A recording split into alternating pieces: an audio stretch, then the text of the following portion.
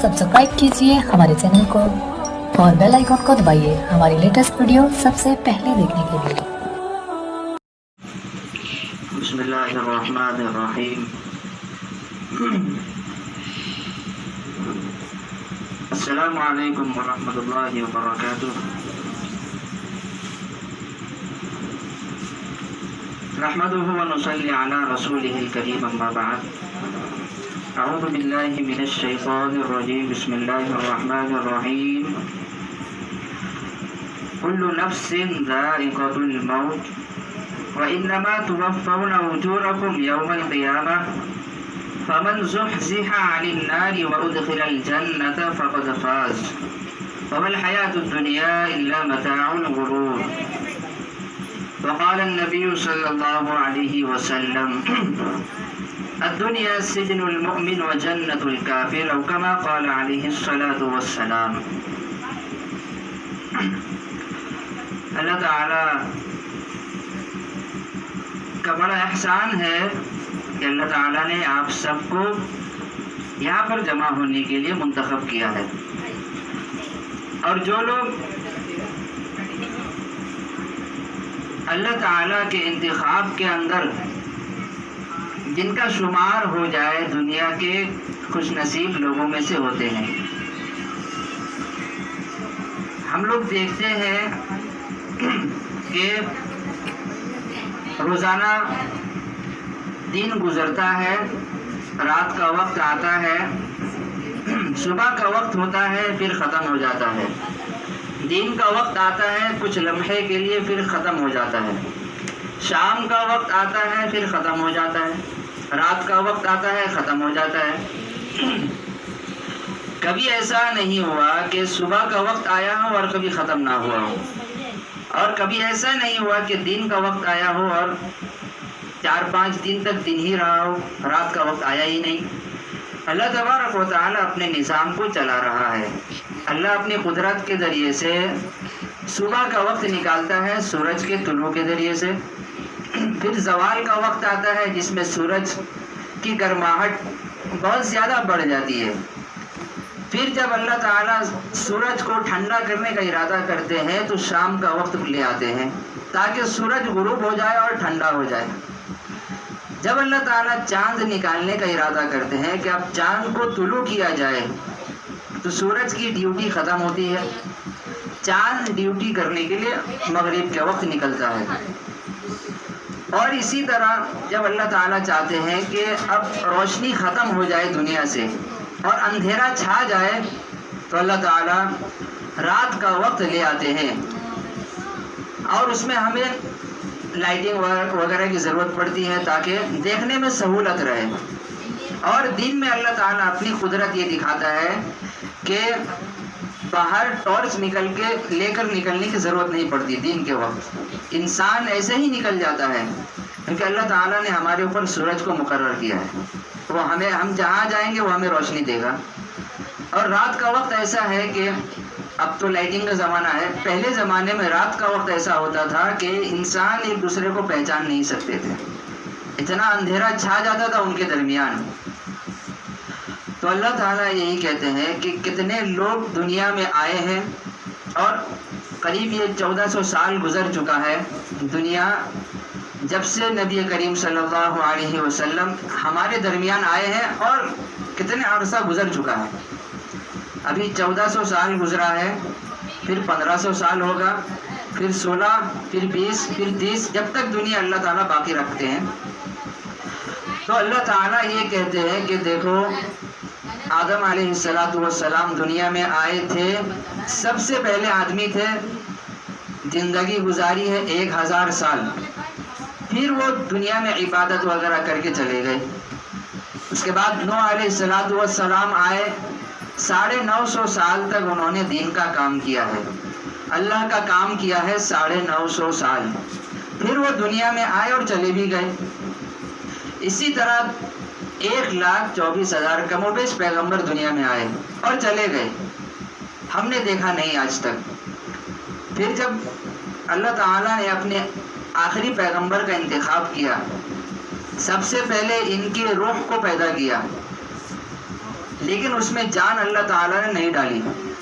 سب سے لاسٹ میں اللہ تعالیٰ نے نبی کریم صلی اللہ علیہ وسلم کو پیدا کیا اور اس دنیا میں بھیج دیا. نبی علیہ السلام دنیا میں آئے. آنے کے بعد 40 سال کے بعد نبوت کا اعلان کیا. نبوت کا اعلان کرنے کے بعد اللہ تعالیٰ نے ان کے اوپر ایک کتاب نازل کی ہے.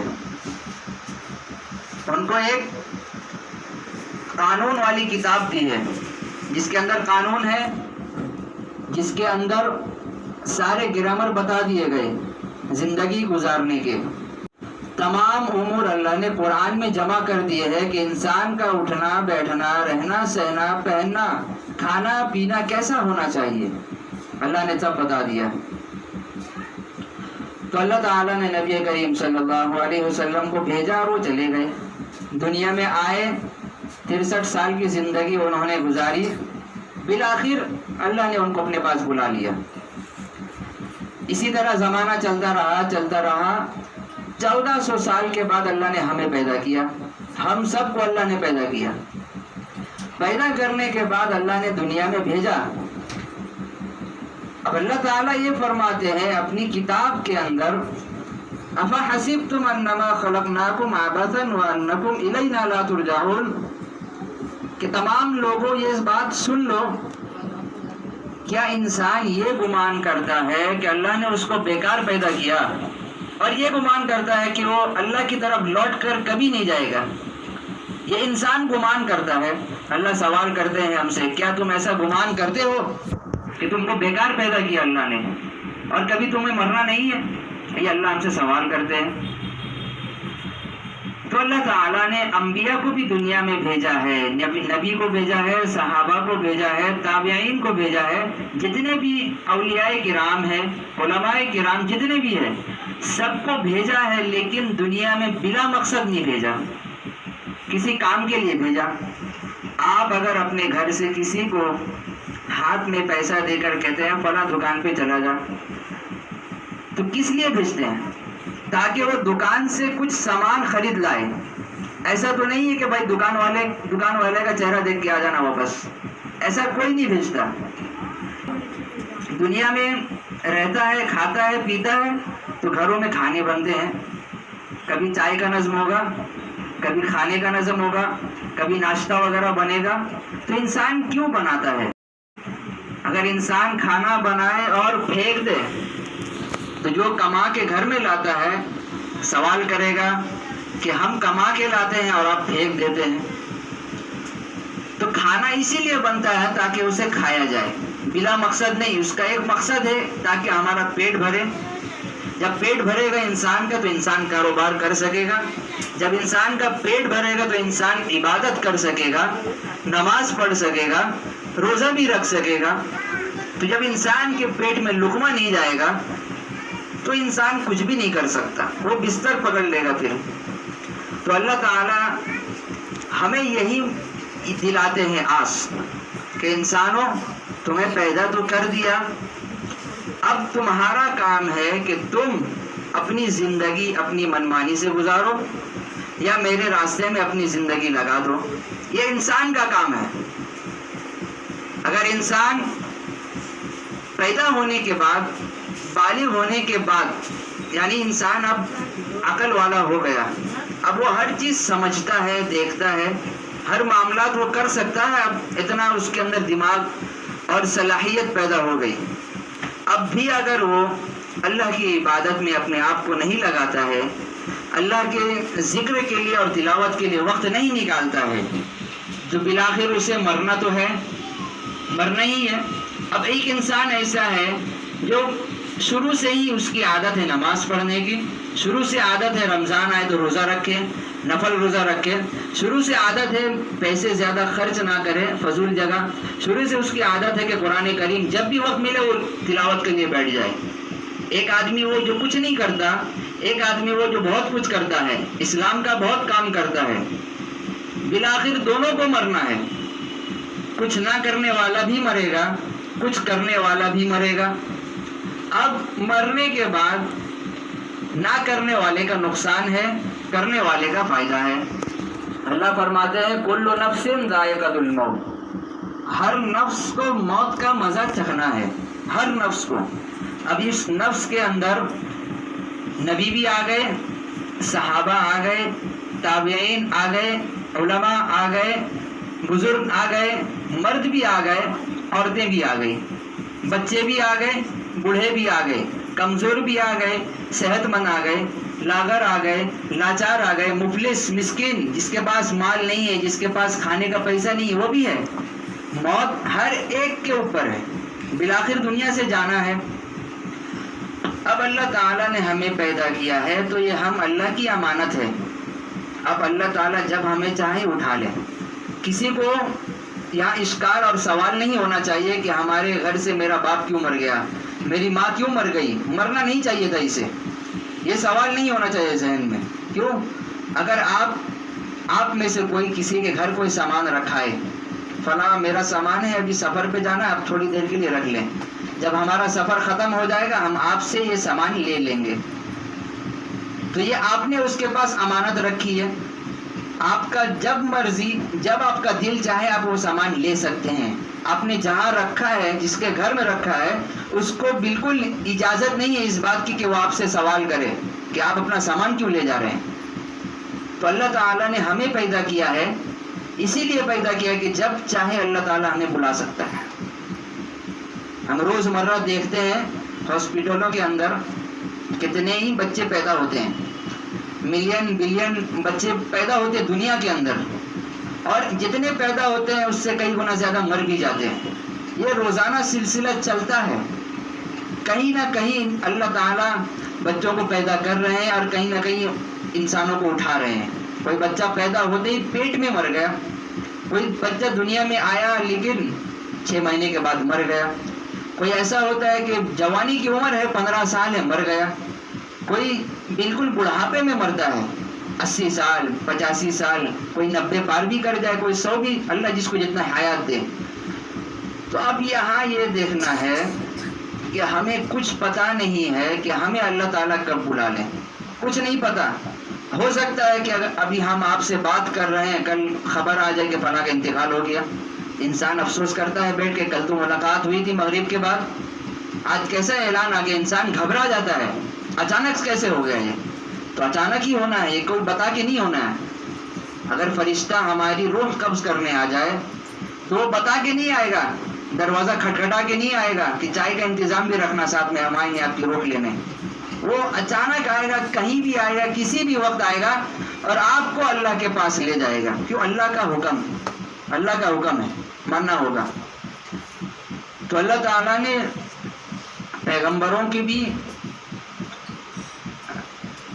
کی صلاحیت بھی ختم کی ہے زندہ رہنے کی، اپنے پاس ان کو بھی بلایا ہے۔ تو جب پیغمبر دنیا سے چلے گئے، ہمارے آخری اور چہیتے نبی صلی اللہ علیہ وسلم جب دنیا سے چلے گئے ہیں، اللہ نے ان کو بھی اپنے پاس بلایا ہے، تو ہم دنیا میں باقی رہنے والے ہیں ہی نہیں۔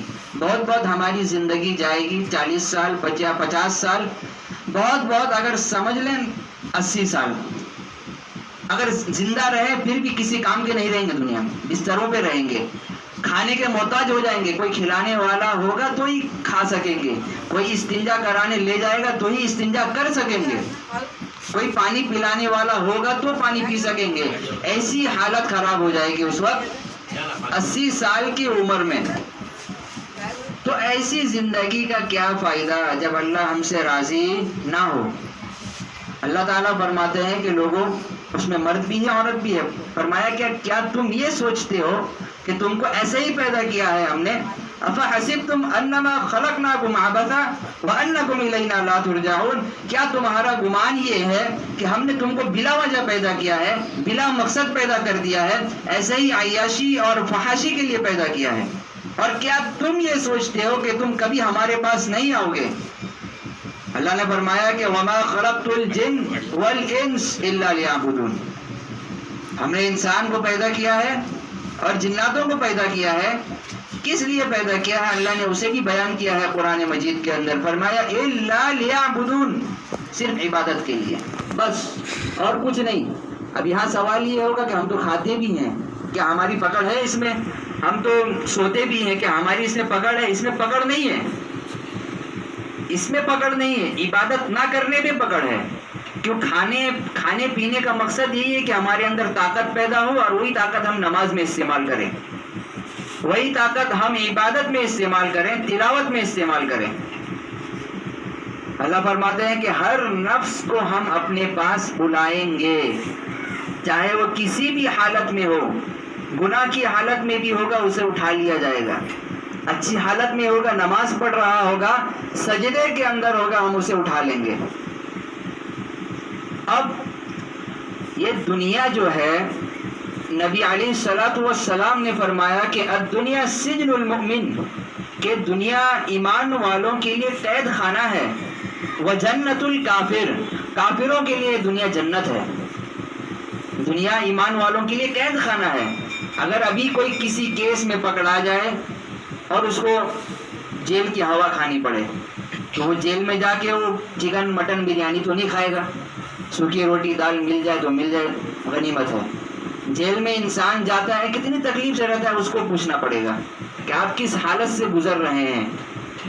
اور اسی طرح دوسرا آدمی دنیا میں ہو، کتنی عیاشی سے رہتا ہے، ہر چیز کی فراوانی، ہر چیز میں آسانی، جب من چاہا کھا لیا، جب من چاہا پی لیا، جب دل میں آیا لیٹ لیا، سو لیا. لیکن جب انسان جیل میں جاتا ہے، اسے وہ راحت اور آسانی مہیا نہیں ہوتی.